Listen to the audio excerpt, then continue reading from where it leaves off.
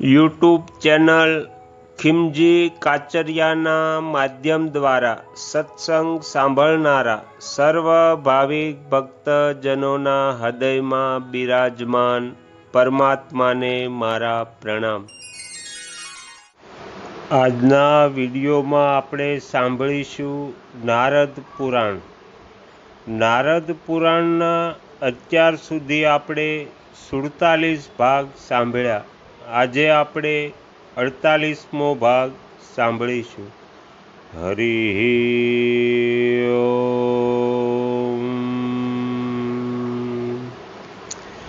શ્રી સનકજી કહે છે, હે મુનિ શ્રેષ્ઠ, હવે હું વિશેષ રૂપે વર્ણ અને આશ્રમ સંબંધી આચાર અને વિધિનું વર્ણન કરું છું। તમે સાવધાન થઈને સાંભળો। જે સ્વધર્મનો ત્યાગ કરીને પરધર્મનું પાલન કરે છે તે પાખંડી છે।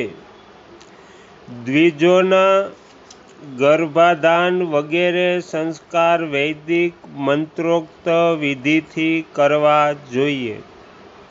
સ્ત્રીઓના સંસ્કાર યથા સમય મંત્ર વિના જ વિધિપૂર્વક કરવા જોઈએ। પ્રથમવાર ગર્ભધાન તથા ચોથા માસમાં સિમત કર્મ કરવું ઉત્તમ છે, અથવા તે છઠ્ઠા, સાતમા કે આઠમા મહિને કરાવવું જોઈએ।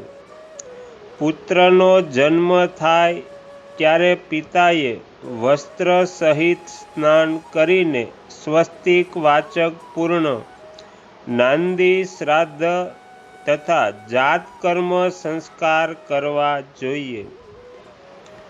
પુત્ર જન્મના અવસર પર કરવામાં આવતું વૃદ્ધિ શ્રાદ્ધ સુવર્ણ અથવા રજત ચાંદીથી કરવું જોઈએ।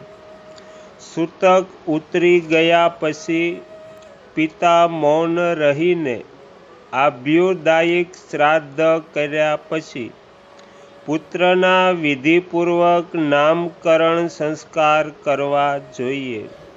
હે વિપ્રવર, જે સ્પષ્ટ ન હોય, જેનો કોઈ અર્થ થતો ન હોય, જેમાં વધારે ગુરુ અક્ષર આવતા હોય, અથવા જેમાં અક્ષરોની સંખ્યા વિષમ થતી હોય, એવું નામ ન રાખવું। ત્રીજા વર્ષમાં ચૂડાકર્મ સંસ્કાર ઉત્તમ છે। જો તે સમયે ન થાય તો પાંચમા, છઠ્ઠા, સાતમા અથવા આઠમા વર્ષે પણ ગૃહસૂત્રમાં બતાવેલી વિધિ અનુસાર તેને સંપન્ન કરી લેવા જોઈએ। ગર્ભથી આઠમા વર્ષમાં અથવા જન્મથી આઠમા વર્ષમાં બ્રાહ્મણના ઉપનયન સંસ્કાર કરવા જોઈએ। વિદ્વાન પુરુષ 16મા વર્ષ સુધી ઉપનયનનો ગૌણ કાળ બતાવે છે। ગર્ભથી 11મા વર્ષમાં ક્ષાત્રિયના ઉપનયનનો મુખ્ય સમય છે। તેના માટે 22મા વર્ષ સુધી ગૌણ કાળ નિશ્ચિત કરે છે। ગર્ભથી 12 વર્ષમાં વૈશ્યના ઉપનયન સંસ્કાર ઉચિત માનવામાં આવ્યા છે। તેના માટે 24 વર્ષ સુધી ગૌણ કાળ બતાવ્યો છે। બ્રાહ્મણની મેખલા મુંજની અને ક્ષત્રિયની મેખલા ધનુષ્યની પ્રત્યંચાથી બનેલી સૂતરની તથા વૈશ્યની મેખલા ઘેટાના ઊનથી બનેલી હોય છે।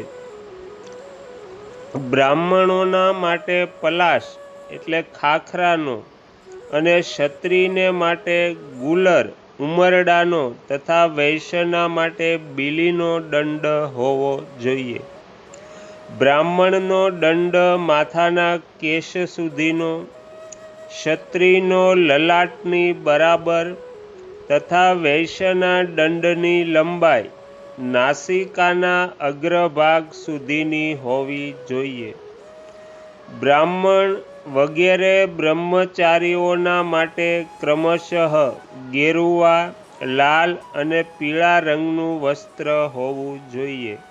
હે વિપ્રવર, જેના ઉપનયન સંસ્કાર કરવામાં આવ્યા હોય તે દ્વિજ ગુરુની સેવામાં તત્પર રહે અને જ્યાં સુધી વેદા અધ્યયન સમાપ્ત ન થઈ જાય ત્યાં સુધી ગુરુના ઘરમાં જ નિવાસ કરે. હે મુનીશ્વર, બ્રહ્મચારી પ્રાતઃકાળે સ્નાન કરે અને દરરોજ ગુરુના માટે સમિધા, દર્ભ અને ફળ વગેરે લઈ આવે. હે મુનિશ્રેષ્ઠ, યજ્ઞોપવિત મૃગચર્મ અથવા દંડ જ્યારે નષ્ટ અથવા અપવિત્ર થઈ જાય તો મંત્રથી નવું યજ્ઞોપવિત વગેરે ધારણ કરીને નષ્ટ ભષ્ટ થયેલા જૂના યજ્ઞોપવિત વગેરેને જળમાં પધરાવી દેવા. બ્રહ્મચારીના માટે માત્ર ભિક્ષાના અન્ન દ્વારા જીવન નિર્વાહ કરવાનું વિધાન છે. તેણે મન ઇન્દ્રિયોને સંયમમાં રાખીને શ્રોત્રી પુરુષના ઘરેથી ભિક્ષા લાવવી.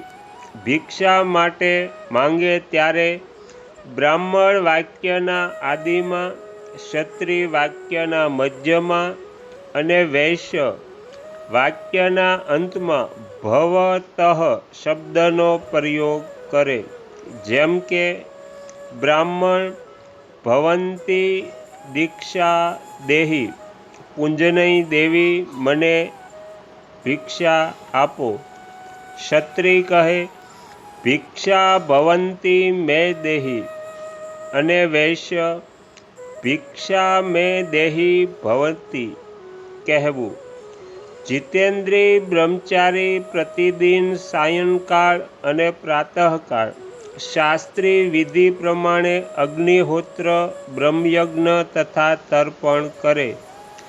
જે અગ્નિહોત્રનો પરિત્યાગ કરે છે તેને વિદ્વાન પુરુષ પતિત કહે છે.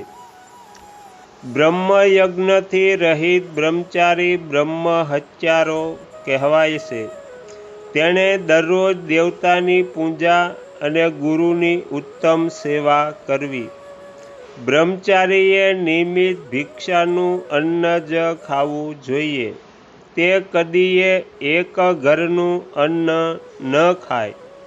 તે ઇન્દ્રિયોને વશમાં રાખીને શ્રેષ્ઠ બ્રાહ્મણોના ઘેરેથી લાવીને ગુરુને સમર્પિત કરી દે અને તેમની આજ્ઞાથી મૌન રહીને ભોજન કરે. બ્રહ્મચારી મદિરા, માંસ, સ્ત્રી, નમક, પાન, દાંતણ, ઉચ્છિષ્ટ ભોજન, દિવસે સૂવું તથા છત્રી વગેરેનો ત્યાગ કરે. પાદુકા, ચંદન, માળા, અનુલેપન, જલક્રીડા, નૃત્ય, ગીત, વાગ, પરનિંદા, બીજાઓને સતાવવું, નિરર્થક વાર્તાલાપ કરવો, મેષ આંજવી, પાખંડી લોકોનો સાથ કરવો અને શૂદ્રોની સંગતિમાં રહેવું વગેરેનો બ્રહ્મચારીએ ત્યાગ કરવો જોઈએ. વૃદ્ધ પુરુષોને ક્રમશઃ પ્રણામ કરવા. વૃદ્ધ 3 પ્રકારના હોય છે. પહેલો પ્રકારના જ્ઞાનવૃદ્ધ, બીજા તપોવૃદ્ધ અને ત્રીજા વયોવૃદ્ધ. જે ગુરુ, વેદ, શાસ્ત્રોના ઉપદેશથી આધ્યાત્મિક વગેરે દુઃખોનું નિવારણ કરે છે તેમને પ્રથમ પ્રણામ કરવા. પ્રણામ કરે ત્યારે દ્વિજ બાળક હું અમુક છું આ પ્રમાણે પોતાનો પરિચય પણ આપે. બ્રાહ્મણે કદી ક્ષત્રિય વગેરેને પ્રણામ ન કરવા. જે નાસ્તિક, ધર્મ મર્યાદાને તોડનાર, કૃતજ્ઞ, ગ્રામ્ય પુરોહિત, ચોર અને શક હોય તે બ્રાહ્મણ હોય તો પણ પ્રણામ કરવા નહીં. તો અહીંયા નારદ પુરાણનો 48મો ભાગ સમાપ્ત થાય છે. હવે પછીના વિડીયોમાં આપણે 49મો ભાગ સાંભળીશું. તમે તમારો કિંમતી સમય આપી એકાગ્ર ચિત્તે પ્રસન્નતાપૂર્વક આ નારદ પુરાણ સાંભળ્યું એ બદલ હું આપ સૌનો ખૂબ ખૂબ આભાર વ્યક્ત કરું છું અને આશા પણ રાખું છું કે તમને આ નારદ પુરાણ સાંભળવું ગમ્યું હશે. જો ગમ્યું હોય તો બીજા 5 લોકોને પણ સંભળાવજો. શ્રી સદ્ગુરુદેવની જય. આગળના વિડીયો જોવા માટે આ ચેનલને સબસ્ક્રાઈબ કરો અને જો આ વિડીયો પસંદ આવ્યો હોય તો લાઈક કરો.